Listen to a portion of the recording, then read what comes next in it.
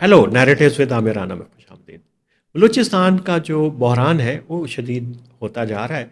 और कल हमने देखा कि फील्ड मार्शल साहब कोयटा में थे वज़ीर आज़म के साथ, और वज़ीर आला और पूरी यानी पाकिस्तान की सबसे आला क़यादत सिविल और अस्करी कोयटा में थी। और उन्होंने अपने अज़म का इजहार किया कि अब दहशत गर्दी की हर फॉर्म को हम ख़त्म कर देंगे।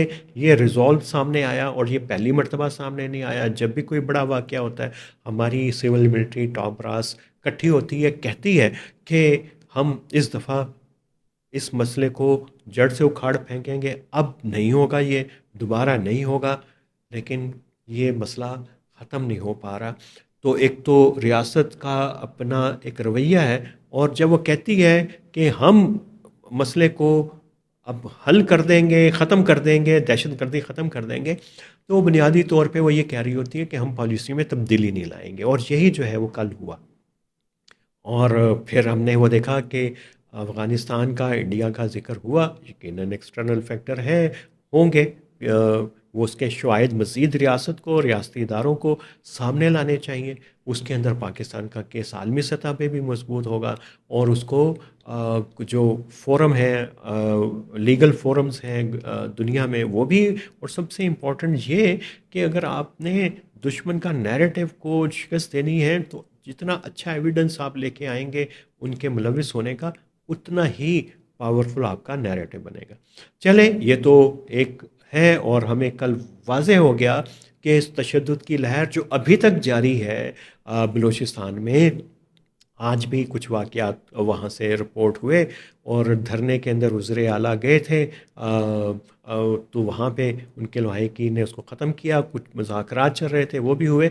उससे हट के एक और प्रोसेस इस्लामाबाद के अंदर भी चल रहा था। और पाकिस्तान तहरीक इंसाफ ने जो है वो इससे पहले एक ऑल पार्टीज़ कॉन्फ्रेंस बुलाई थी, जो जिसको चेयर सरदार अख्तर जान मेंगल ने किया। उन्होंने बहुत अच्छी अच्छी बातें की, और उन्होंने कहा कि रियासत जो है उसने नौजवानों को बंदूक पकड़ा दी है, वो पहाड़ों पे चले गए हैं। रियासत बिल्कुल ठीक है, रियासत की पॉलिसियों की वजह से ही ये हुआ।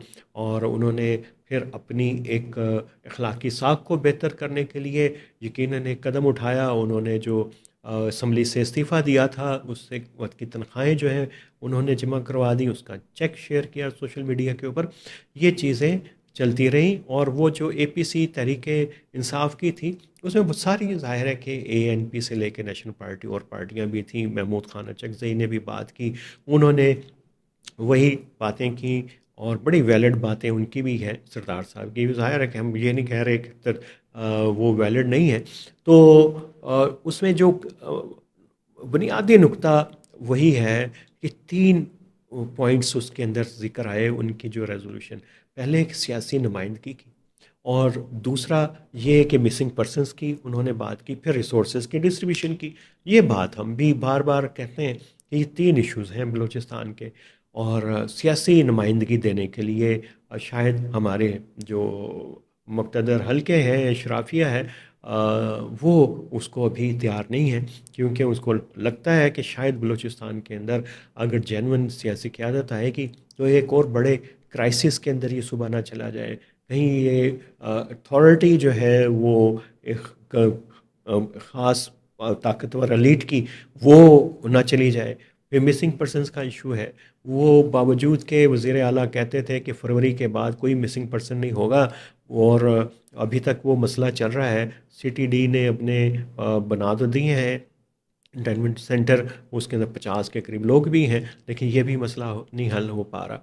दूसरी तरफ पाकिस्तान की पूरी कोशिश है कि आलमी सतह के ऊपर अभी नवंबर के अंदर कॉन्फ्रेंस होने वाली है, अपने मिनरल रिसोर्सेज को जो है वो बेहतर बनाए, और सिक्योरिटी को बेहतर बनाए।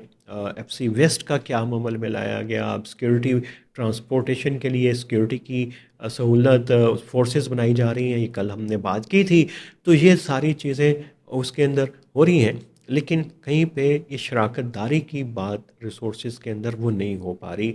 और ज़ाहिर है कि पहला इशू तो सियासी नुमाइंदगी का है। इस वक्त जो लोग नुमाइंदगी कर रहे हैं उनको जो زیادہ میجورٹی کے بلوچ ہیں، اور وہاں کی سول سوسائٹی ہے، قوم پرست جماعتیں ہیں، ایون کہ وہاں کی مذہبی جماعتیں ہیں، وہ اس کو نمائندہ حکومت نہیں سمجھتی۔ تو کور کرائسس یہ ہے، اس کو حل کیسے کریں گے؟ اصل بات ہے، یہ بار بار پوچھا جاتا ہے کہ بلوچستان کے مسئلے کا حل کیا ہے، اور یہ حل جو ہے وہ کسی سے بھی پوچھ لیتے ہیں، اور یہ سوال تو ہمارے سے بھی پوچھ لیا جاتا ہے کہ آپ بتائیں کہ بلوچستان کے مسئلے کا حل کیا ہے، حالانکہ ہم تو ایک کریٹک ہیں۔ اگر کوئی آرٹ کے کریٹک سے کہیں کہ آپ پینٹنگ آپ بنا لیں، اگر آپ کو میری پینٹنگ پسند نہیں آ رہی، تو پھر وہ کریٹک جو ہے وہ پینٹنگ شاید بنا سکتا ہو، اس سے اچھی بنا سکتا ہو، لیکن اس کا جو بنیادی کام ہے وہ اس سے پھر وہ خلاف ورزی کرے گا اس کی۔ تو یہ تین سلوشن جو اس کانفرنس میں آئے وہی ہیں، اور ریاست ابھی بھی ڈٹی ہوئی ہے کہ ہم نے ہارڈنس کا رستہ نہیں چھوڑنا، جو رستہ نکلے گا وہ اسی سے نکلے گا۔ وہ اس فرہاد کی طرح ہے، پہاڑ کو کھود رہی کہ اسی پہاڑ سے میں نے نہر نکالنی ہے۔ تو یہ ایک دو ڈفرینٹ اپروچز ہیں، ایک تو کہ وہ ہے جو نیگوشیٹ نہیں کرنا چاہتی، ڈائلاگ کو رستہ نہیں دینا چاہتی، اور سمجھتی ہے کہ اس کے لیے اسپیس نہیں ہے، اور مسلسل یہ پالیسی چل رہی ہے لیکن ابھی تک اس کے رزلٹ سامنے نہیں آ رہے۔ اور دوسری طرف جو بات کی جاتی ہے بات چیت کے ذریعے، اس کو کبھی کبھی مختصر سا موقع دیا جاتا ہے کہ تھوڑی دیر کے لیے آپ بات کرنے کے قابل ہوتے ہیں۔ کبھی ڈاکٹر مالک صاحب، اور کبھی کچھ لوگ جو ہے یونیورسٹیز میں جا کے، تعلیمی اداروں میں جا کے بات چیت کرتے ہیں، کوئی سیاست دانوں کو بلا کے بات کرتے ہیں، تو یہ اس کو ڈائلاگ کو متبادل سمجھا جاتا ہے۔ ٹھیک ہے، یہ بھی سانس لینے کے لیے کافی حد تک ٹھیک ہے، لیکن یہ ڈائلاگ کا متبادل نہیں ہے۔ پھر یہ کہ ڈائلاگ کس سے ہو، یہ بھی ایک بڑا کریٹیکل سوال ہے، اس کے اوپر بھی بہت ڈبیٹ ہو چکی ہے کہ ڈائلاگ بنیادی طور پہ پہلے تو آپ اپنے اندر کر لیں، یہ جو ایکسکلوسیو فیصلہ سازی ہے اس کو چھوڑ دیں۔ یہ جو ڈرائنگ رومز میں ہوتی ہے، اور خاص سیکیورٹی اسٹیٹ کے اندر جو سیکیورٹی اینگل سے دیکھنے کی چیزیں ہیں، اگر آپ سمجھتے ہیں کہ آپ کا فیصلہ ایک اجتماعی فیصلہ ہے، تو اور تو یہ اجتماعی فیصلہ نہیں ہے، کیونکہ ایک سیکیورٹی انسٹیٹیوشن ہو تو اس میں ممکن نہیں ہے کہ ڈائیورسٹی آف اوپینین آ سکے، اس میں دب تو سکتی ہے، آ نہیں سکتی۔ یہ ایک بڑا اہم نقطہ ہے۔ اگر بے شک یہ فیصلہ 2 لوگ کریں، 2000 کریں، 10,000 کریں، سیکیورٹی کانٹیکس میں کیا گیا اور سیکیورٹی اسٹیٹ کا فیصلہ کیا گیا، وہ ایک ہی مائنڈ سیٹ کو ریفلیکٹ کرے گا۔ یہ جو ڈائلاگ جو ہے یہ اپنے اندر جمہوری ہوتا ہے، اس میں مختلف آوازوں کو، نقطہ نظر کو، رائٹ کے، لیفٹ کے، دائیں کے، بائیں کے، اوپر کے، نیچے کے، سب کو اکٹھا کرتے ہیں، بات چیت ہوتی ہے اس کے اندر، اور اس کو موقع دیا جاتا ہے، تو بات چیت میں سے ہی چیزیں نکلتی جاتی ہیں۔ اس میں یہ بات نہیں ہے کہ پہاڑ والوں سے بات کرنے کا موقع آ گیا ہے، یا کون بات کرے گا کون نہیں کرے گا، وہ تو بہت بعد کا مرحلہ ہے، لیکن یہ کہ بات چیت کو موقع نہیں دیا جا رہا۔ اور وہ ایک رائے یہ بھی ہے کہ آپ لڑتے بھی رہیں، بات بھی کرتے رہے، یہ امریکی بھی یہی کہتے تھے طالبان کے ساتھ، انہوں نے کیا بھی، بات بھی کرتے رہے، لڑتے بھی رہے، آخر دم تک لڑتے رہے۔ ایران اور امریکہ میں بے شک ایم او یو پاکستان نے کروا دیا ہے، لیکن وہ ابھی بات بھی چل رہی ہے اور ان کی لڑائی بھی چل رہی ہے، لیکن پاکستان بلوچستان میں یہ بات چیت کا رستہ اختیار نہیں کرنا چاہتا۔ یہ ایک بڑا اہم کریٹیکل سوال ہے، اور اس کے اوپر غور کرنے کی ضرورت ہے، وہ کہ کیوں وہ ریاست کے طاقتور طبقہ بلوچستان میں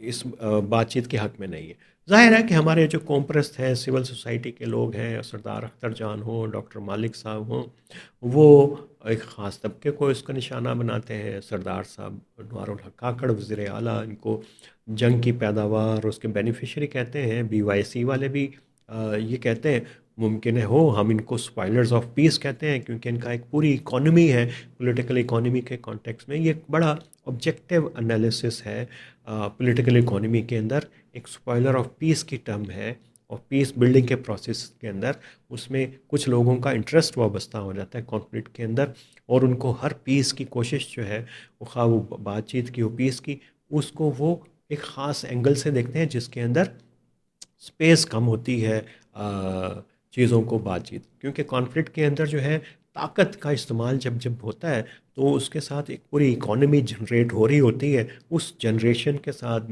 اور ریسورسز جنریشن کے ساتھ ایک پورے طبقے کا انٹرسٹ ہوتا ہے۔ اور دوسرا یہ کہ جو اپوزیشن ہے اس کو کے اندر بھی دو تین طرح کے لوگ ہوتے ہیں۔ ایک وہ جو بالکل صحیح معنوں کے اندر ڈائلاگ کرنا چاہتے ہیں، مسئلے کا حل چاہ رہے ہوتے ہیں کہ مسئلے کا حل نکلے۔